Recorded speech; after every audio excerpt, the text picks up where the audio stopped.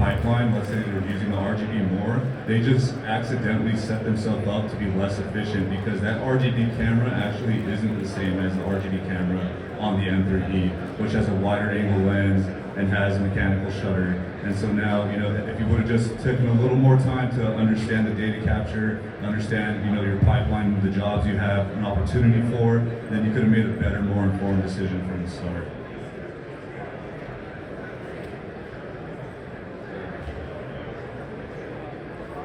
So we're going to talk about current trends. Here's a quick list of them, but we're going to go ahead and get into them.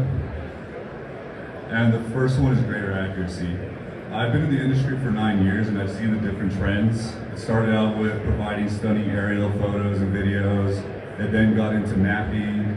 It then got into how high of a resolution is your map, which is directly correlated to low GSD. But now I really believe that we're in the era of accuracy.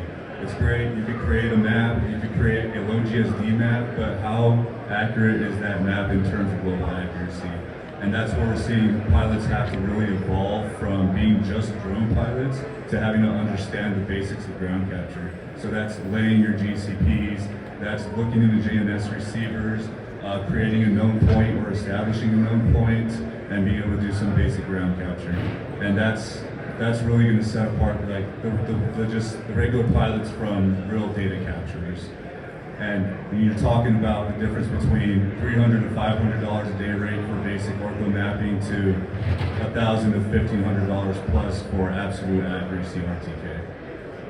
Yeah, and I'll say also just having that level of knowledge, even if you're not performing that greater accuracy, just understanding the difference between RTK versus N-trip versus cooking a basin and doing a basin rotor setup, understanding the differences between those and being able to sell to your client appropriately is paramount. There's a lot of misconception out there about data, what is accuracy, what is global accuracy, and the more that we're all aligned as an industry, the greater we'll all be together. So understanding that not every client needs 2 centimeter global accuracy. Most of them do just need a dollhouse a lot of the time. It doesn't even need to have global accuracy. But when we're selling that extra little bit of something, we need to understand that hooking it up to an N-chip network somewhere in the United States is not going to cut it.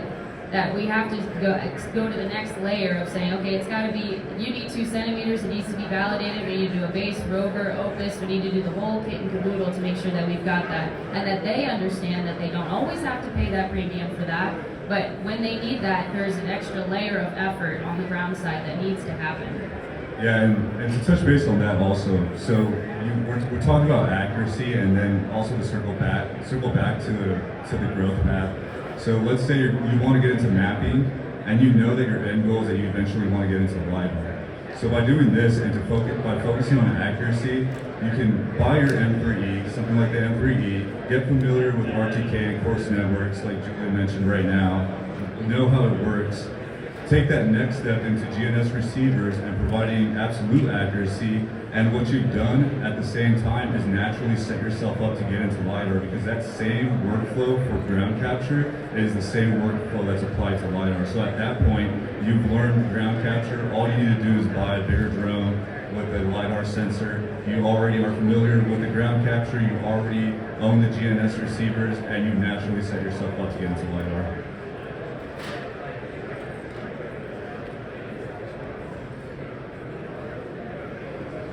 So another trend I've been noticing that I have a lot of experience in, and there's a pilot sitting right in front of me that also has a lot of experience because we work on these together, but mapping cities in large areas.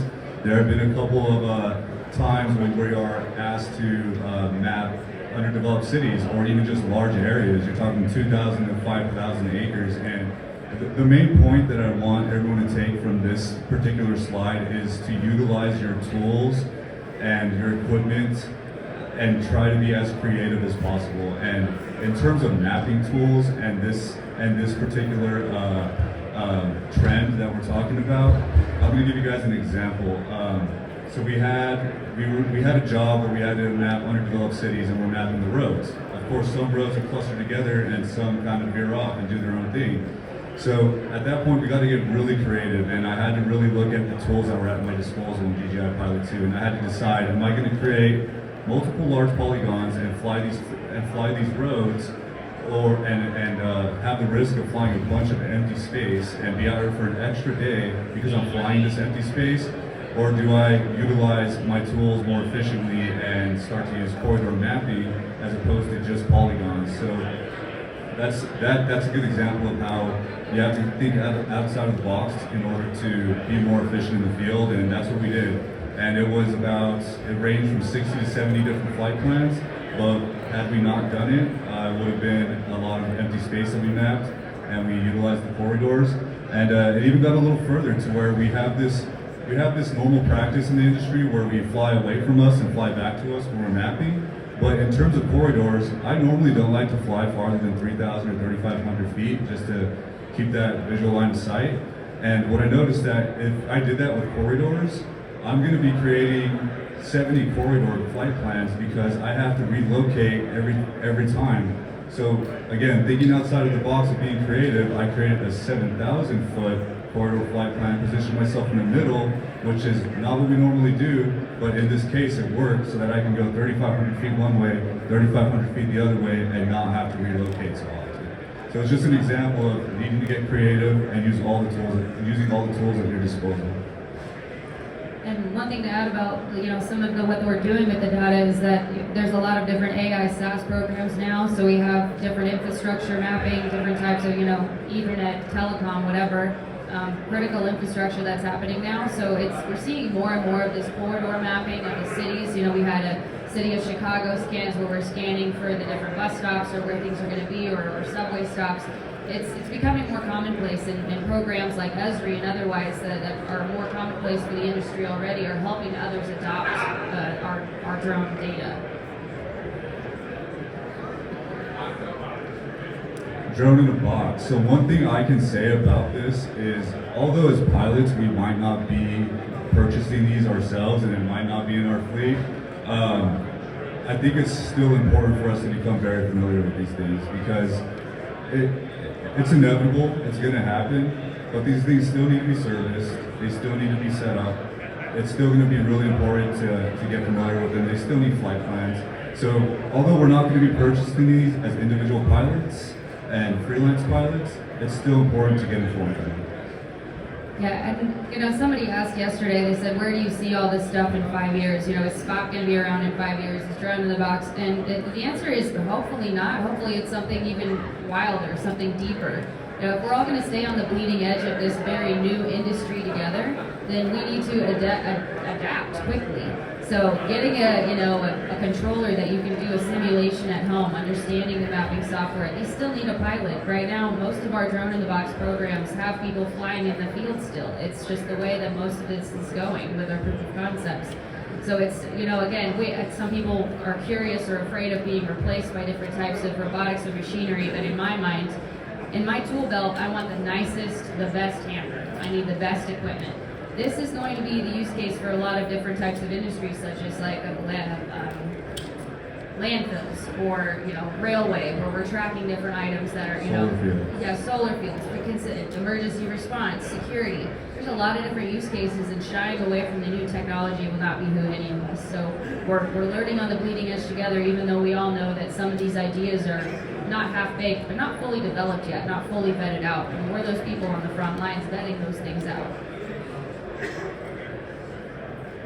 Asset inspection, I'll let Julia take this one. Yeah, well, I think we all know that asset inspection can be very basic, that we're all just taking pictures of maybe a roof or a vent or something, but we're advancing to the point where some of our AI detection or software can really take those images and make something really beneficial. And also additional digital twinning that is actually coming to fruition. I think I was at a conference maybe 5 or 6 years ago when I think the whole topic of the conversation was digital twin. It was like this, the buzzword. We're getting to the point where we actually have asset management that can happen within 3-dimensional or 4-dimensional model spaces, and those often come from reality data capture models. So we're finding that different clients have proprietary programs where they can actually highlight and select different items and understand when the maintenance needs to happen, who's installing what, when it got installed, exactly what the specs were. So we're going from the beginning of a building where it's being built we're capturing it from the ground up. We know exactly where the pipe was installed, what kind of pipe it was, where it was shipped from, what day it arrived, all the way through the life cycle and the maintenance of the building where it can be passed along from person to person, and we have less loss. And that all begins with the initial inspection of that data collection. We're seeing a lot more thermal, a lot more image recognition with thermal and multispectral, but obviously I think RGB is still king as far as asset inspection goes on our side. Telecom might be the exception. Thermal. Yeah, and as far as asset inspection, it's not always humans that are utilizing this data. And let me tell you one thing, AI likes one thing, and it likes that one thing, and if you don't do it exactly the way AI wants it, it's not going to work. So it's really important to be cautious about the GSD you're capturing, the type of facade captures you're doing, and making sure that everything aligns, because AI is not the one that's going to, it's not a human that's going to send you out to the field to recapture. It's going to be the AI that is utilizing this data for asset inspection that's going to send you back out to the field. Kicking your data back.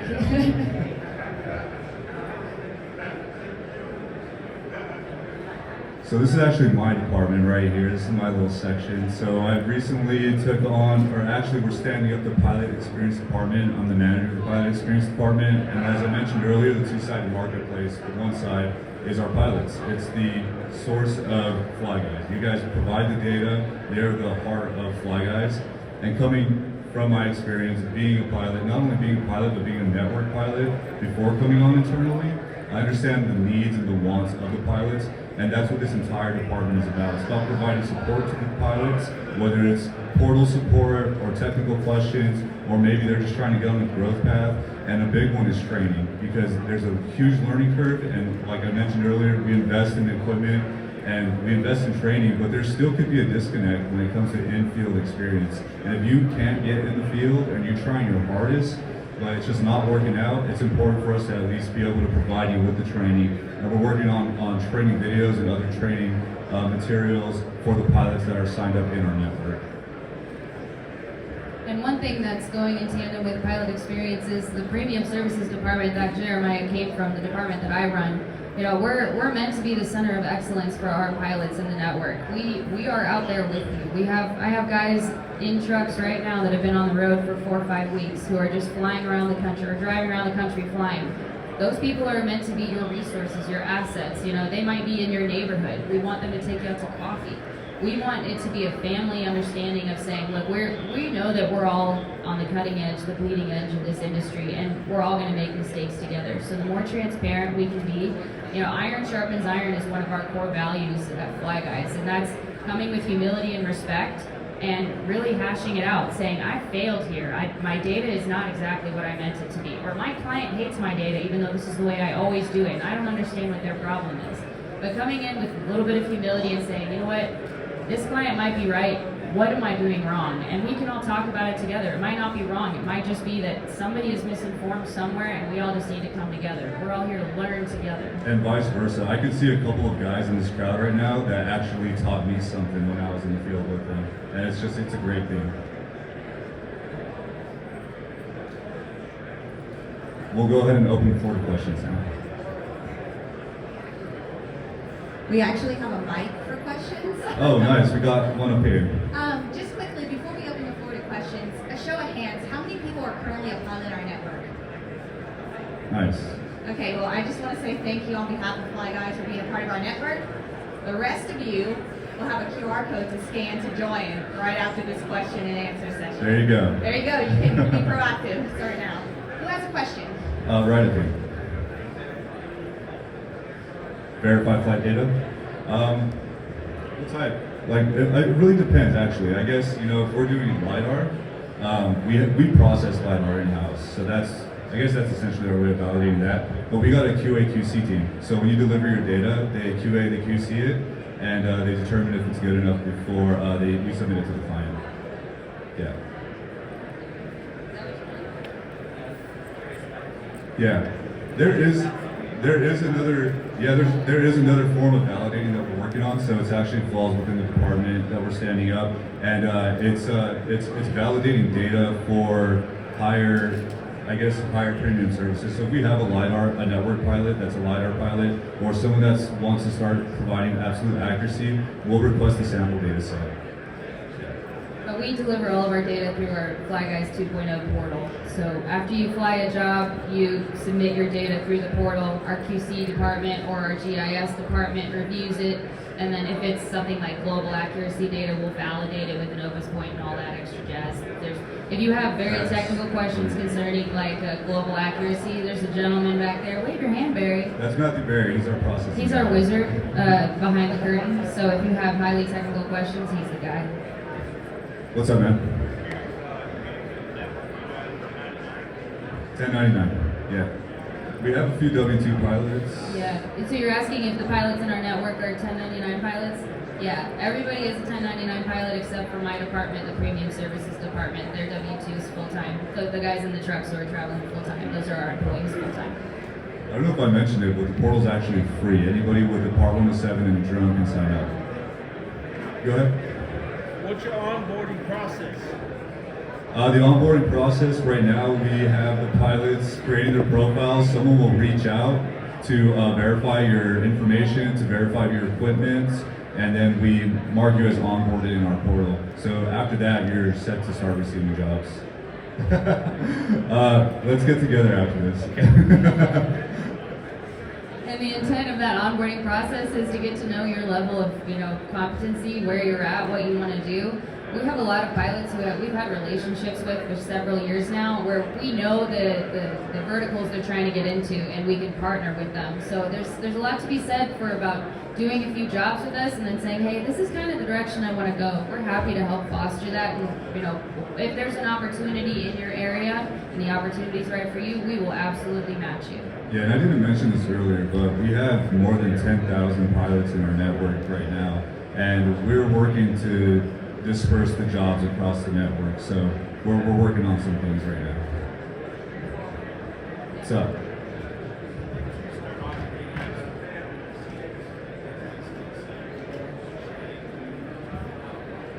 So The question was, if you want to start doing absolute accuracy for your data, what are the next steps to get to that point? okay, so that was the question. Okay, so next steps. Next step is an RTK drone. Got the RTK drone. I would get familiar with course networks. Some are free, some you have to pay for, some you have to be, part of the group to get. But essentially, you input your credentials into your RC, and you have an RTK fix.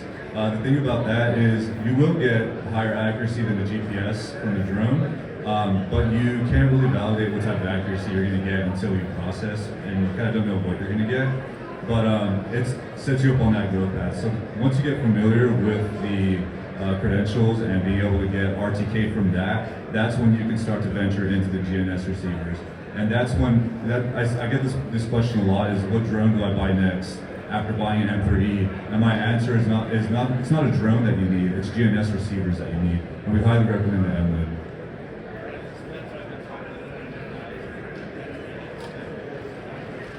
Absolutely. We recommend 2 MLIDs as well. It's good to have one as a base and one as a rover. So one that's your fixed point and one that you can shoot your GCPs with. And if you're on a little bit of a budget and you're like trying to save a couple $100, you could get an RS2 as your base and then get an RS3 as your rover so that you can utilize that tilt compensation. I wish I had that when I was in the field, because I can't tell you how many hundreds of check shots I would take, and I had to send in my bubble first. So when I saw that MLID had that capability now, I was like, oh man, that's a game changer. At a minimum, we do recommend the RS2 Plus though, because of the SIM card capability. Otherwise, you need to set it out there with a MiFi, and then you're paying for another part and piece. So the RS3 and the RS2 Plus with MLID, they both have SIM card capabilities. It just makes it a little bit easier in the field, so you don't have that extra something. Okay.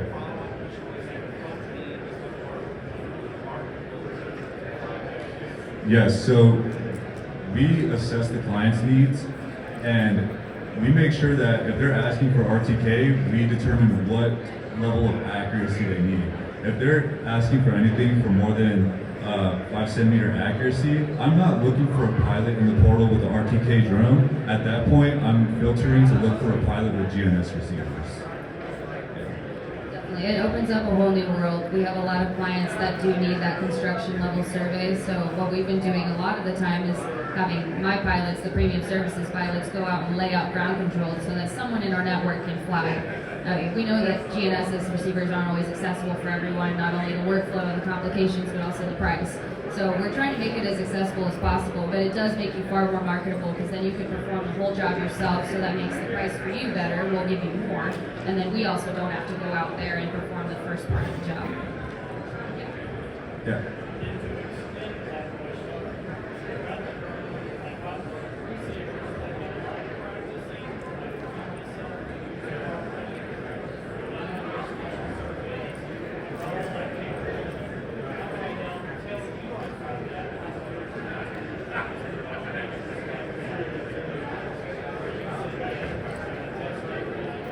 Yeah, that's a process we're working on right now, and it's a badging process within the portal. So pilots will have the opportunity to receive certain badges.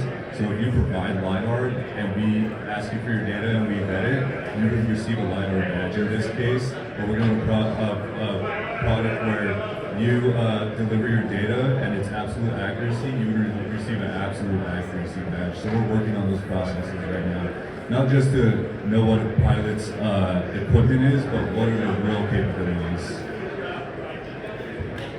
Yes, so that we're in the process of that because that includes product and that's our engineering team. So we're working on that right now. But once we set that up and you get a notification, pilotsuccess.com,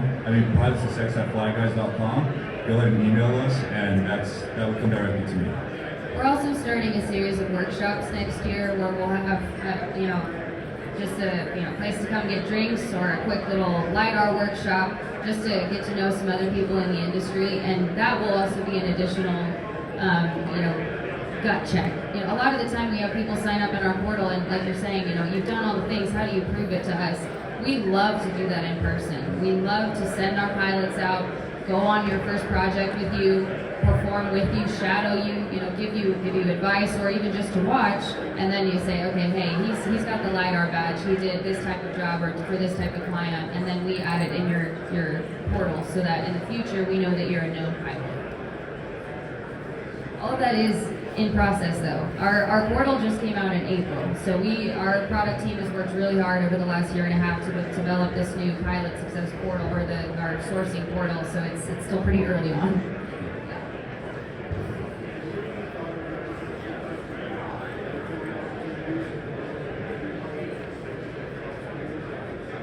Definitely. The question was how we thought about doing mentoring opportunities, and absolutely. We have several chief regional pilots who are in the marketplace, 1099 individuals, that we essentially use as mentors or guides in the area. So that's one section. The other is that we just hired a bunch of internal pilots to be those regional pilots for the area. So some of that workshopping I'm talking about is really also just going to be getting to know you guys, showing up at your job. You say, hey, this is the first Raptor Maps job I've flown.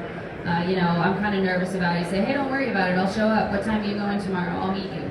And, understand where you're at. Also, everybody needs an oh shit button.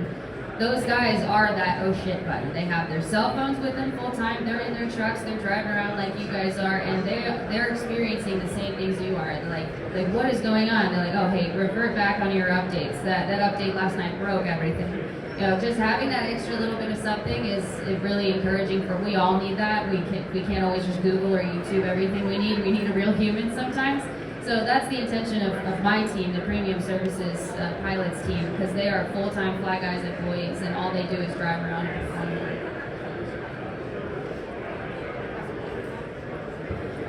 Any other questions? Yeah, any more? Thank you guys for staying until the end of the conference. Appreciate you all guys being coming. here.